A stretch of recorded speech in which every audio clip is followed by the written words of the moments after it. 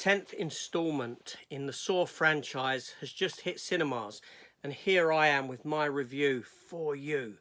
But was watching this film torturous in itself? Was my only escape to gouge out my own eyeballs? Let's find out.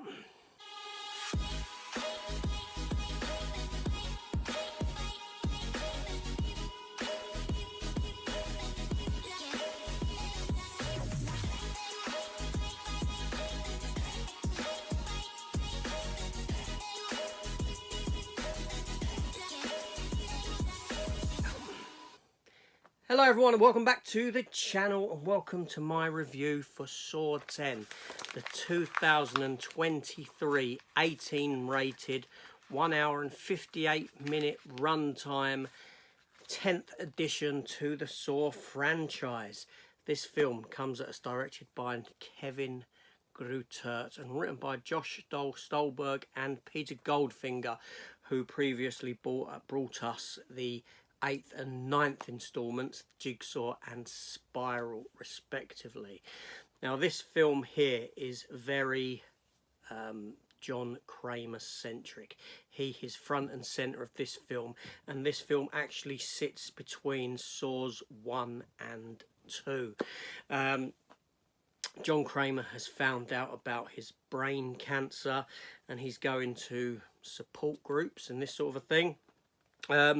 Only to discover afterwards that, you know, he's only got so long to live. But he comes to find out that one of the fellow individuals that he attended these support groups with looks good and well, and that his cancer is in remission, and that this fella has been to some sort of secret place abroad to have an operation, an experimental operation done with experimental drugs to cure his cancer, and puts him onto a little path to this journey. And thus John Kramer sets out to find these people that are doing this experimental drug test, or and what it is, the story that's put to him is that the big pharmaceutical companies don't want anyone to know about this procedure or this drug that's given, because obviously it's all about money and making money. But he gets in there, he goes off, he gets a flight to Mexico where, all underhanded, he gets taken to this facility. He doesn't know where it is, middle of nowhere.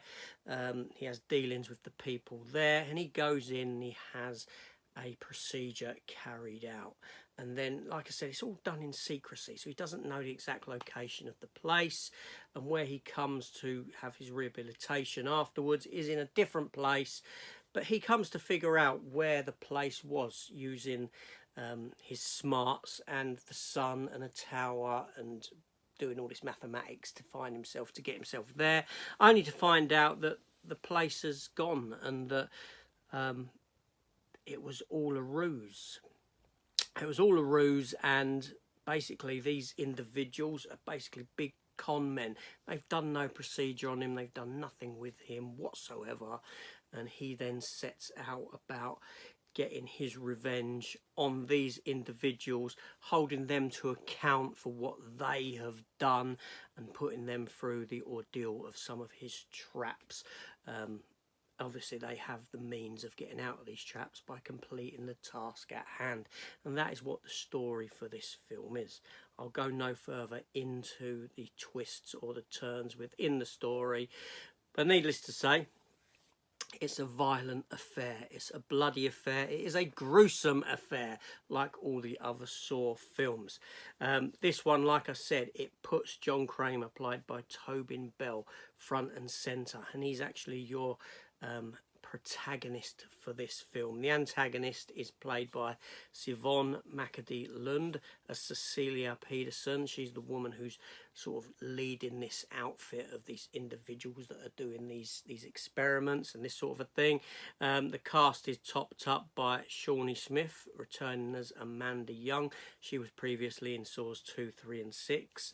You have Stephen Brand, Renata Baker, and some other individuals as well.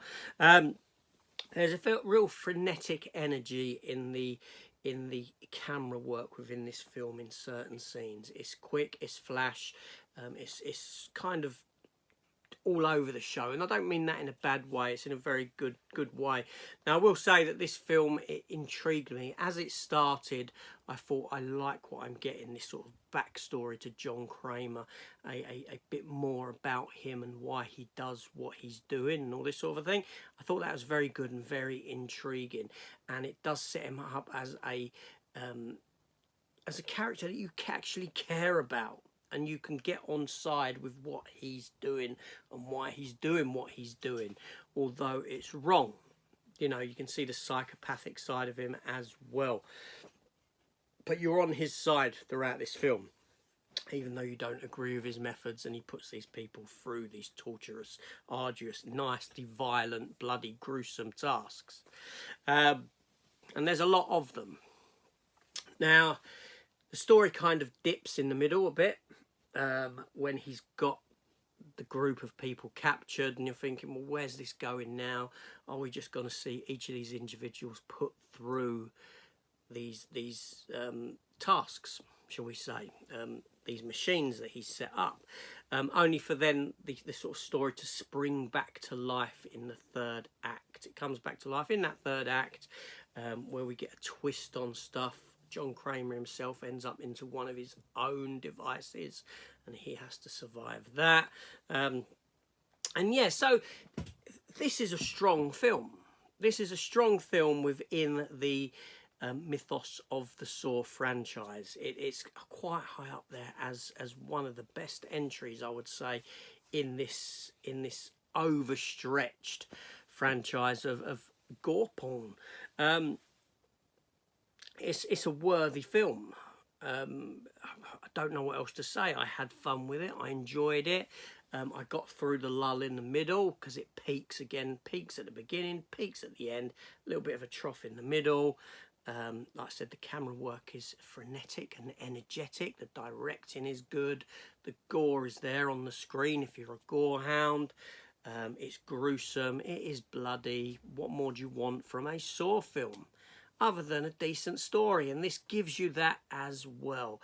It gives you some stuff to think about. It gives you character motives to think about. It questions what he does, why he's doing it, whether he is doing the right thing or the wrong thing. There's a lot of morals at play within the story here, from coming at it from a lot of different angles. But yeah, a thoroughly enjoyable film out of a very violent, gruesome franchise of movies. Big thumbs up from me. And I will get it as an addition to the collection because it was bloody good.